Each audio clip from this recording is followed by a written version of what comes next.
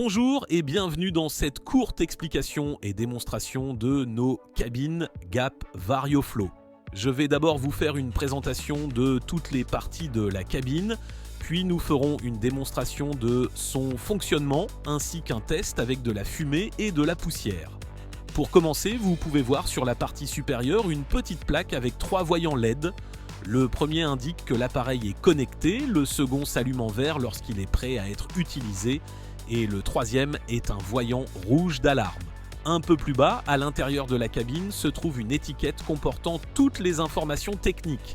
Dans ce cas, il s'agit d'une GAP 110 avec une profondeur de 750 mm et une largeur de 1200 mm. Comme vous pouvez le constater, la structure est en aluminium et dans cet exemple, les 3 panneaux sont en plexiglas. Il est également possible de les choisir en mélamine et ils sont configurables indépendamment. Sur le panneau arrière, on remarque plusieurs petites vis pouvant être dévissées à la main pour faciliter l'accès à la plaque arrière, ce qui permet un entretien et un nettoyage plus simple. En bas se trouve le compartiment de service où l'on peut voir ici des prises électriques et une connexion à la terre. Il est également possible d'y intégrer différents raccordements de gaz, connexions de données, ainsi que plusieurs options personnalisées selon les besoins. Passons maintenant à la surface de travail. Dans ce modèle, elle est en acier inoxydable, mais elle existe aussi en version plateau amovible, également en acier inoxydable, en céramique ou en trespa. On observe ensuite que dans la partie inférieure et supérieure se trouvent les buses éjectrices qui créent un rideau d'air à 45 degrés, formant ainsi une zone propre au niveau de la respiration de l'opérateur. Ce modèle est équipé d'un châssis motorisé réglable en hauteur, comme vous pouvez le voir.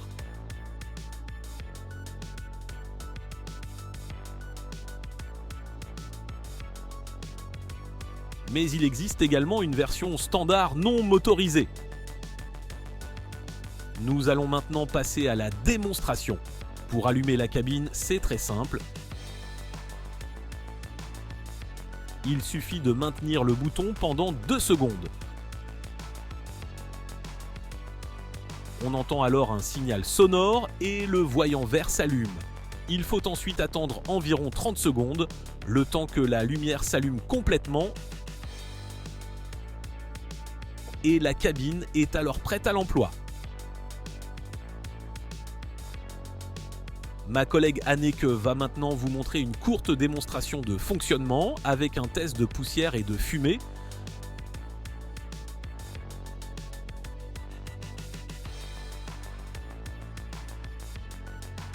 Dans cet exemple, nous effectuons un transvasement d'une poudre assez épaisse d'un grand récipient vers un plus petit.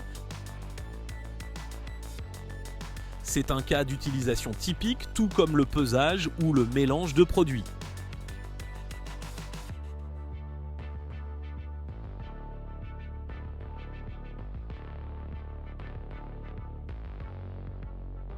Nous allons maintenant réaliser un test à la fumée pour mieux visualiser le flux d'air et observer comment les particules et la poussière sont aspirées dans la cabine.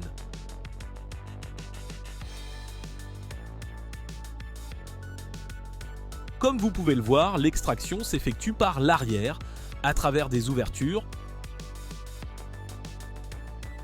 aussi bien à l'arrière qu'en partie supérieure.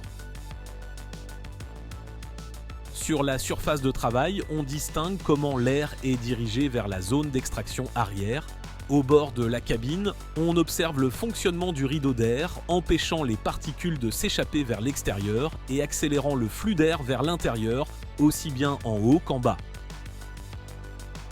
De cette manière, l'opérateur reste protégé et la zone de travail demeure sûre et propre,